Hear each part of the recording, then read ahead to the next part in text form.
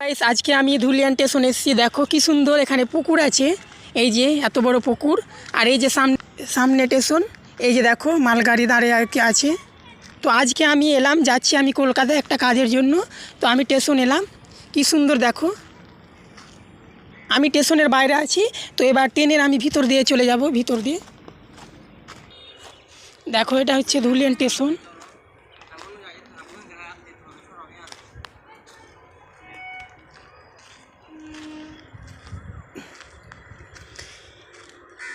এই পুকুরটায় অনেক মাছ আছে। সামনে ট্রেন আসছে, এই যে এই ট্রেনটায় আমি চাপবো, দিয়ে কলকাতা যাব। ট্রেন ঢুকে গেছে, এই যে আসছে ট্রেন।